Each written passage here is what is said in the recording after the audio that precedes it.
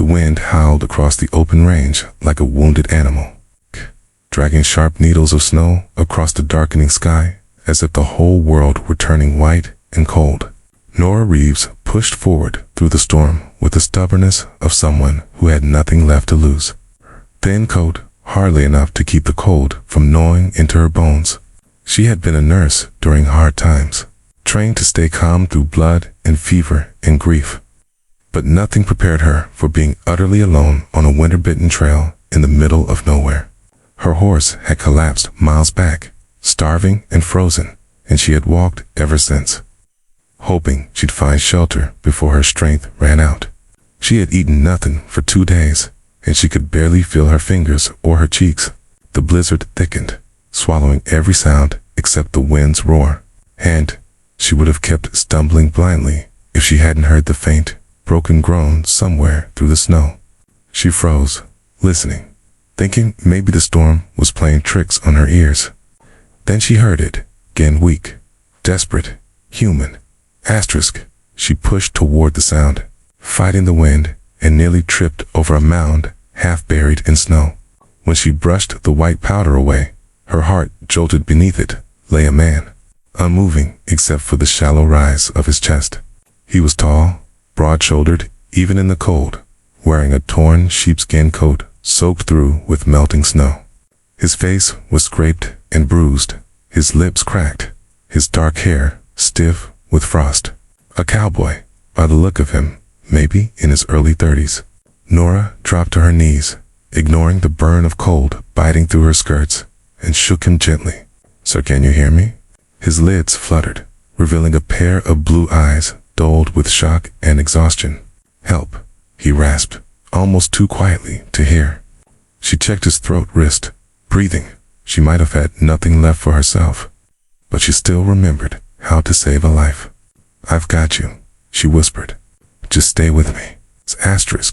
She had no shelter, no supplies, no food, no heat, but she had hands, and hands could save people.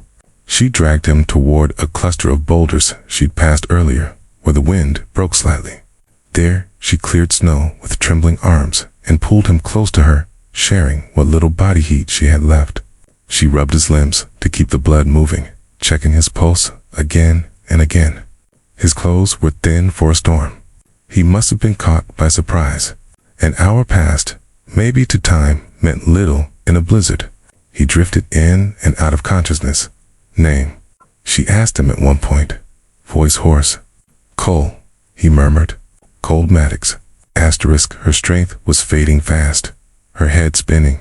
She knew if they stayed out here, both of them would die. She forced herself up, grabbed his arm, and pulled him to his feet. "Cole, you need to walk," she said firmly, even as her own legs trembled. "There has to be a line shack or ranch house near here. I won't let you die." He didn't fully understand, but something in her voice pushed him. They staggered through the storm together, Nora half dragging him, Cole leaning heavy on her shoulder. Every few steps she felt like collapsing, but she kept going. Not because she had hope for herself, but because she refused to let someone die in her arms again.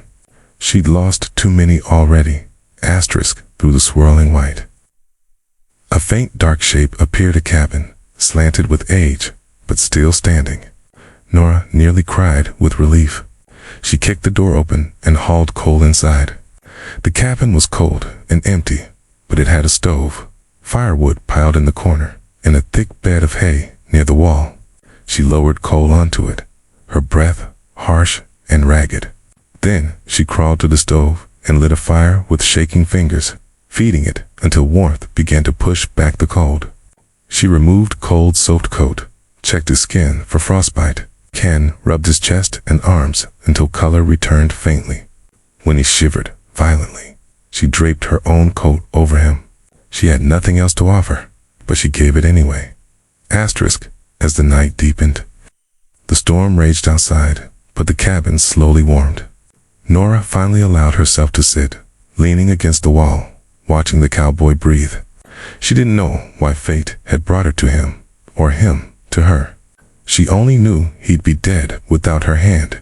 She might have died without him, for finding him forced her to keep moving. Hours later, she drifted into a restless sleep. Asterisk, when morning light filtered weakly through the cabin window. Cole awoke first, stiff but alive. He blinked at the unfamiliar room, then at the woman curled near the stove, her face pale with exhaustion, her hair damp with melted snow. He remembered flashes of the blizzard, falling, thinking he was dying, then her voice, her hands, her stubborn insistence on keeping him awake. He tried to sit up, wincing. She stirred. "Easy," she murmured. "You were half frozen." He stared at her. "You saved my life." She shrugged, though her eyes softened. "I wasn't about to leave you out there." Asterisk, he noticed then how thin she was, how her hands shook slightly. "You ate?" he asked. She didn't answer. "Nora," he said, his voice low. "When's the last time you had food?" She looked away. "I'm fine." I told him everything. Without thinking, he forced himself up and rummaged through the cabinets till he found canned beans and dried biscuits left by whoever owned the shack. He heated them and handed her the first bowl. She tried to refuse, but he insisted. "You saved me. Let me return the favor." Tears stung her eyes.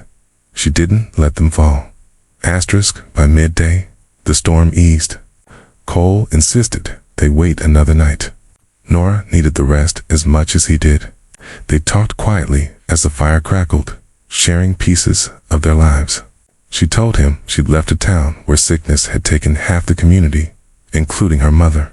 She'd cared for them until she was the only one left. And when supplies ran out and there was no more work, she headed west, hoping for a better start. Cole listened intently, blue eyes steady and warm. He told her he owned a ranch several miles west, had been riding home from town when the storm hit and his horse panicked, throwing him. "My brother's likely worried sick," he added, "and he's about to be surprised when I show up with an angel who dragged me through a damn blizzard." She flushed. "I'm no angel." "Then I must be worse off than I thought," he drawled, "because you sure looked like one when I opened my eyes." Asterisk, the next day. They set out together, Cole still weak, but able to ride the old mule tied behind the shack. They traveled slowly through knee-deep snow until rolling hills and fence posts appeared. A ranch house sat beyond them, smoke curling from the chimney. When they arrived, Cole's brother Daniel ran out, shock and relief flooding his face. After hearing what Nora had done, he embraced her like family. The ranch hands welcomed her with gratitude, giving her warm food and blankets, treating her as if she belonged there from the moment she stepped inside. Asterisk, over the next weeks, Nora helped around the ranch, tending small injuries, mending cuts, soothing sick calves. She earned everyone's respect quickly, but Cole watched her with a different sort of admiration. He noticed the way she touched injured animals with gentle patience, the way she smiled when no one was looking, the way grief flickered in her eyes sometimes when she thought of her past. He found excuses to talk to her, to walk with her, to help with chores she didn't actually need help with. Asterisk, one evening, as the sun dipped behind the hills and cast gold across the snow, Cole found her on the porch, staring at the quiet landscape. "You thinking of moving on?" he asked softly. She hesitated. "I don't know where to go. I don't belong anywhere." Stepped closer, voice deepening. "You belong here, with us, with me." She turned, eyes wide. "Cole," he took her hand gently. "You saved my life when you had nothing left. I'm not letting you walk away alone. Stay here. Let me take care of you the way you took care of me." Her voice trembled. "I don't want to be a burden."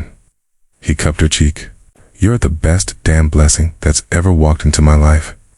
Asterisk, days later, he stood with her beneath a cottonwood tree as winter loosened its grip. He told her he loved her, that he wanted her beside him for the rest of his life. Her heart pounded, tears rising, but this time she let them fall. "Cole Maddox," she whispered, "you nearly died in the snow. 'Kay, and I'd do it again if it led me to you," he said simply.